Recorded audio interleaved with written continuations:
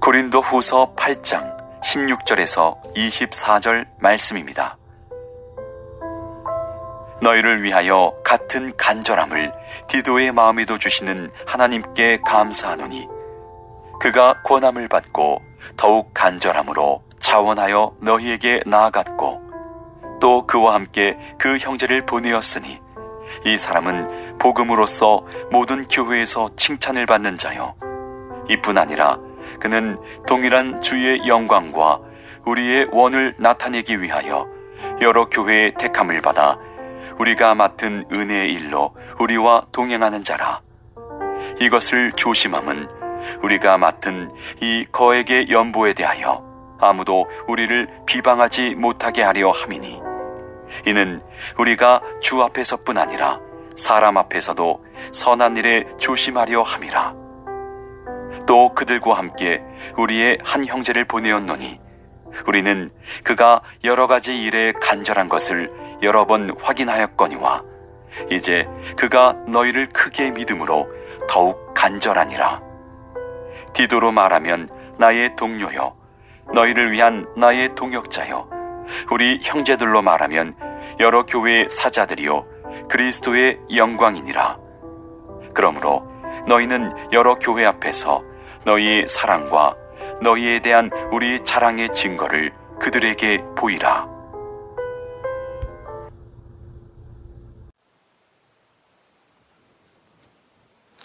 한 60년대 동부에 있었던 일인데요. 한 60년대에 설립됐던 교회, 미국 교회였는데요. 그 교회를 보게 되면은 재정부실이 있습니다. 재정부실이 있는데 그 재정부실에는 창문이 없어요. 창문이 없고 그래서 그 안에 들어가면은 반드시 불을 켜야 됩니다. 불을 켜지 않으면은 전혀 볼 수가 없어요. 바로 앞에 있는 손도 안 볼 정도로 깜깜합니다. 그런데 그곳에 들어가서 불을 켜게 되면은 옆에 어떻게 보면 접대실 같은 방이 있었거든요. 그 방에 있는데 그 방의 불도 함께 켜집니다. 그러면 누가 그 재정부실에 들어갈 때마다 다른 방의 불도 같이 켜지는 거예요. 그러면 생각할 수가 있어요. 전기 낭비하게 왜 그쪽 불만 켜면 켜지는 거지 왜 이쪽의 방의 불도 켜지게 되는가라고서 생각을 할 수가 있는데 왜 그렇게 되어 있냐면 일부러 그렇게 했다는 것입니다.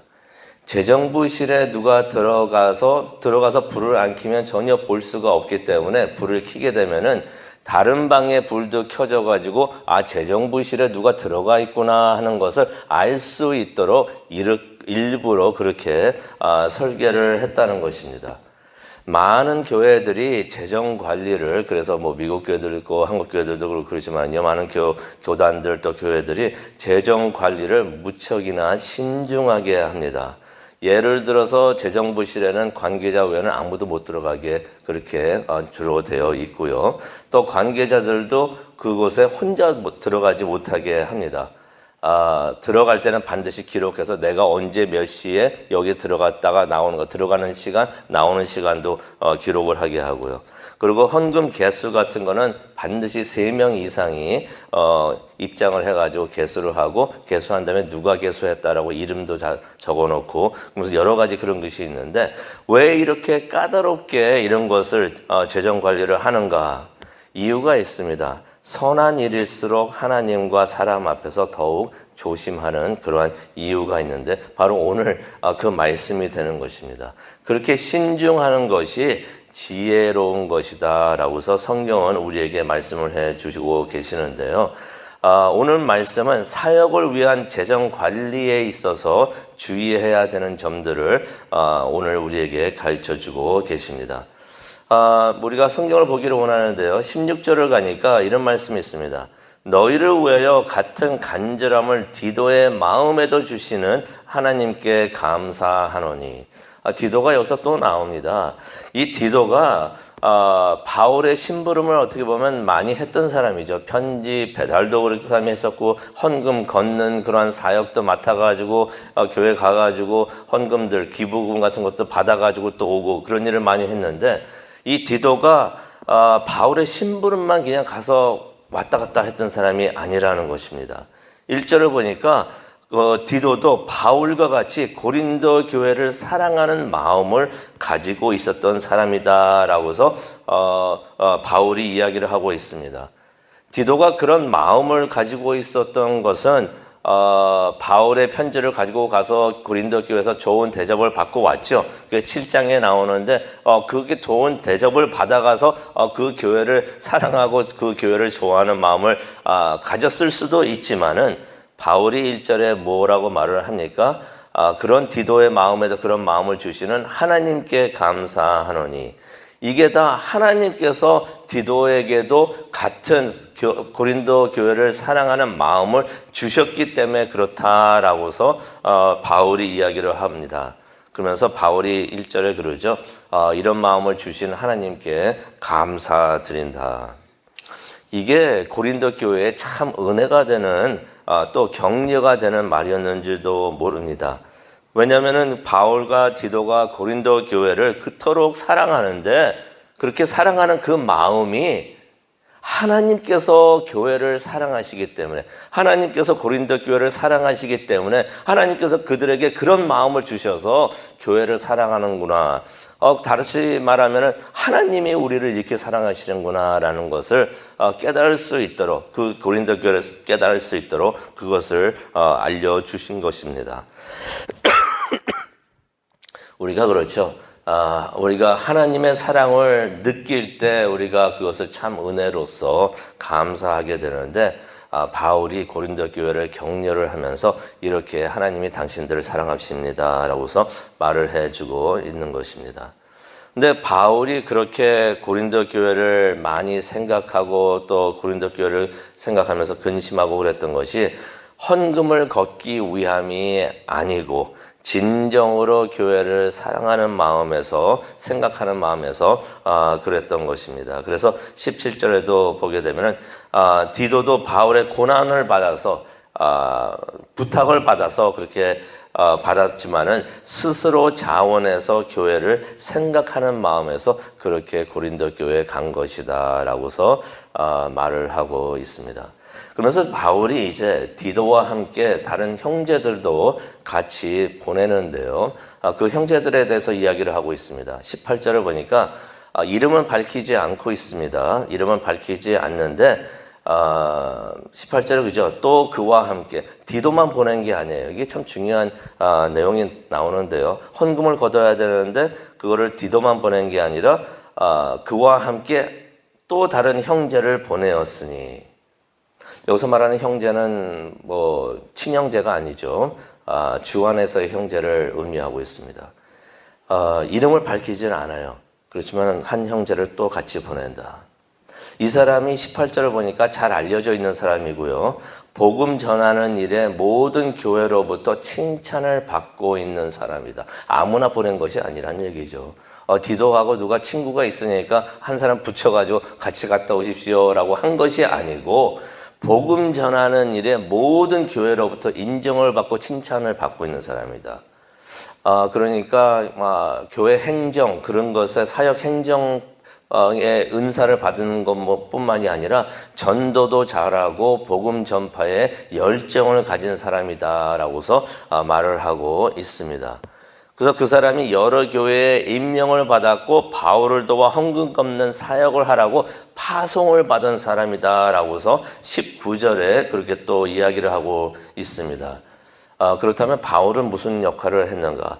헌금 걷는 그러한 사역, 교회를 다니면서 이제 교회에 가가지고 헌금을 하십시오. 이거 예루살렘에 있는 어려운 사람들을 위한 그 구제 헌금입니다 하면서 그런 말을 하고 다니면서 또 설교도 하고 그러면서 총 관리를 했지만은 19절에서 나오죠. 이것은 사적으로 자신이 돈을 벌기 위해서 그런 것이 아니고 하나님의 영광을 위해서, 주님의 영광을 위해서 그렇게 한 것이다 라고서 19절에 말을 하고 있습니다.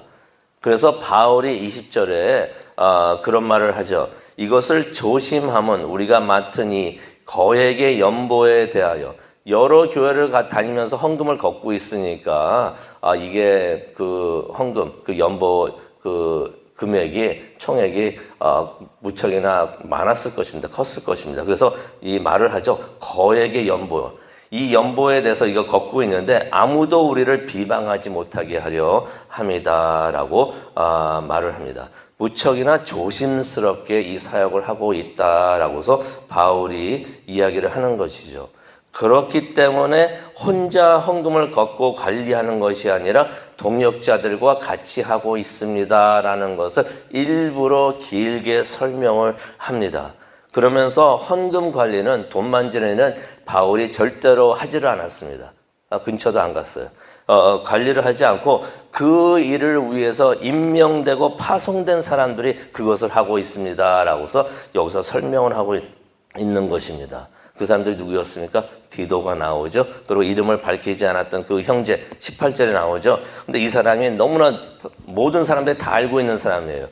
그 거액의 헌금을 만지고 있는데 저 사람이 도대체 누구야? 교회들이 헌금을 하면서 저 사람 왜 이 사람들한테 맡겨도 되나 불안할 수가 있는데 모든 교회들이 다 알고 있는 사람 그리고 칭찬받고 있는 사람 그 사람이 이 일을 맡고 있다라고서 말을 하고 있는 것입니다. 그래서 바울이 아무도 누구도 우리를 비방하지 못하게 어떻게 보면 그런 일이 있었을 수도 있습니다. 그 전에 무슨 법이 생길 때는 보통 그 전에 무슨 일이 있었기 때문에 그 해결 방안으로 이거 법을 이런 규칙 같은 것도 세우고 그러는데 바울이 경험상 이렇게 해야지 비방을 받지 않습니다라고서 말을 하는 것입니다. 근데 그렇게 생각할 수가 있어요. 꼭 이렇게까지 해야 되는가, 이렇게까지 조심해야 되는가라고 생각을 할 수가 있는데 바울의 대답이 21절에 나옵니다. 네, 그렇습니다. 라고 말을 하시면서 뭐라고 말을 합니까? 선한 일을 할수록 하나님 앞에서나 사람들 앞에서나 옳게 행하는 것이 맞다. 그것이 지혜로운 것이다. 라고서 21절에 말을 하고 있습니다. 21절에 그러죠. 이는 우리가 주 앞에서뿐 아니라 하나님 앞에서도 선한 일을 조심하려 함이라. 바울이 사역자로서 헌금 관리에는 전혀 관여하지 않고 또 그렇게 하는 것이 개인적으로 비방을 피하기 위함도 있지만은 만약 그런 말을 들으면은 이런 일이 솔직히 아까도 제가 말씀드렸지만은 많은 교회들이 한국이나 미국이나 재정 관리 같은 거나 뭐 그런 처리하는 문제에서 많이 조심을 하지만은 그래도 사고가 나요. 그래가지고 그런 뉴스 같은 거, 기사 같은 거 우리가 신문을 통해서 볼 수가 있는데 일하다 보면 그럴 수도 있지 않겠는가라고 생각을 할 수가 있지만 그게 그렇지가 않습니다.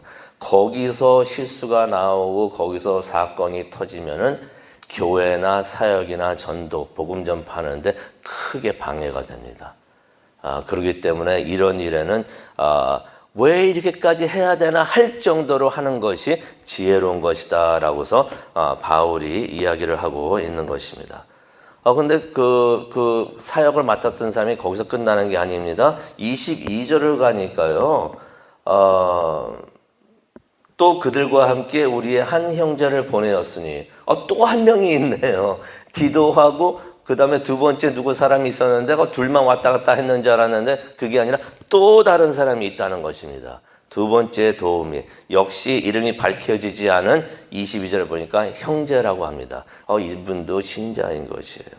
22절을 보니까 그도 사역에 열심을 내는 사람이다. 억지로 그냥 왔다 갔다 하는 사람이 아니라 이 사역에 열정을 가지고 하트를 가지고 그것을 하고 있었던 열정적으로 섬기는 사람이다라고서 말을 하고 있습니다.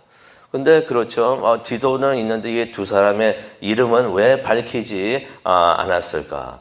우리가 추정을 좀 해볼 수가 있는데요. 성경에 나오지 않으니까, 이유가 나오지 않으니까 정확히 알 수는 없지만은 추정을 해보면은 이 두 사람들 이미 잘 알려진 사람들인 것으로 우리가 생각을 할 수가 있습니다. 그래서 교회가 이름은 밝히지 않았지만은 다 알고 있는 사람들이에요. 바울이 이렇게 이야기할 때, 저 사람들 하면서 알고 있는 사람들이라고 우리가 생각할 수도 있고요. 또 한편으로는 디도가 직접 가서 이 사람들을 소개하면서 디도가 인사를 시키는 그런 일을 하기를 원해서 그렇게 했다라고 생각을 할 수도 있습니다. 하지만은 바울이 직접 소개하는 것은 간단하게 그들을 소개하면서 이렇게 신뢰할 수 있는 사람들입니다 라고서 바울이 이야기를 해 주는 줄도 있습니다. 근데 우리가 한 가지 여기서 생각해 볼 수 있는 것은 왜 헌금 관리를 3명이 했을까요? 디도가 있었고 또 다른 두 형제가 있었던 것입니다. 이유는 간단합니다. 바울이 몇 번이나 말을 했지만은 신중하게 어떤 비난의 소리도 듣지 않으려는 그러한 지혜로서 3명을 했다는 것을 우리가 알 수가 있는데요. 생각을 우리가 해보면요. 20절에도 나오지만은 이게 거액의 돈을 만들고 또 관리하고 처리하고 있었던 것이에요. 혼자서 이것을 개수하고 관리하고 하다 보면은 유혹을 받을 수가 있다는 것입니다. 그래서 혼자 하는 것은 위험하고, 둘은 또 왜 아닌가? 둘이 같이 하면 입을 맞추기가 쉬워요. 입을 맞추기가 쉬워서 큰 유혹을 또 받을 수가 있습니다. 근데 3명이서 하면은 그런 유혹이 적기 때문에 바울이 그렇게 일을 하지 않았는가. 그래서 많은 교회들이 또 헌금 개수하고 그럴 때는 예를 들어서 꼭 3명이 들어가서 하게 하는 그러한 룰이 있고 그런 일이 있는데, 바로 그 이유가 우리가 생각해도 그렇겠지만 고린도후서에서 나오는 하나님의 말씀 때문에 또 그렇게 하는 것을 우리가 깨닫게 됩니다. 오늘 말씀을 생각을 하면서 또 기도하는 시간을 갖도록 하겠는데요. 여기서 많은 교훈을 우리가 얻게 되는 줄로 믿습니다. 특히 교회 재정 같은 것은 항상 우리가 신중하게 처리하고 관리해야 되는 것이 아니겠는가. 제가 자세하게 설명은 하지 않으려고 하지만은 그래서 제가 재정부실이나 교회 헌금이나 그런 것은 제가 만지지도 않지만은 근처도 안 가려고 합니다. 조심하는 것이 지혜로운 것 같아요. 조심하는 것이 지혜로운 것 같은데, 우리가 모든 교회 일들을 선한 일일수록, 바울이 그러잖아요. 선한 일일수록 하나님 앞에서도 그렇지만은 사람들 앞에서도 조심하는 게, 신중하게 하는 것이 지혜로운 것이다. 우리가 교회 일들을 신중하게 지혜롭게 관리해서 우리 교회나 하는 사역에 해가 되지 않도록, 그래서 선한 일일수록 더욱 신중하게 지혜롭게 우리가 해서 모든 것이 하나님께 영광되는 일이 될 수 있도록 우리가 그런 지혜를 가지고 모든 일을 하기를 원합니다. 그것을 위해서 기도를 해 주시고요. 또 사정이 안 돼서, 형편이 안 돼서 하고 싶어도 못하는 경우도 많이 있습니다. 기도를 하실 때 하나님, 사람들도 많이 보내주시고 또 우리가 하나님의 사역을 잘 할 수 있도록 하나님 우리를 잘 인도해 주시옵소서 라고서 그렇게 기도하는 시간을 갖기를 원합니다. 우리 다 함께 기도하시겠습니다. 하나님, 오늘 말씀을 들으면서 우리 귀에 들려오는 하나님의 음성이 있습니다. 선한 일일수록 하나님 앞에서 또 사람들 앞에서 신중하게 행동하고 또 행하는 그런 지혜가 있도록 하나님 우리와 함께 하여 주시고, 또 그러한 능력도 주시고 그러한 사람 일을 할 수 있도록 사람들도 우리에게 주시옵소서. 하나님 감사합니다. 지금 기도하는 이 시간 함께 하여 주시고 인도하여 주시옵소서. 예수님의 이름으로 기도합니다. 아멘.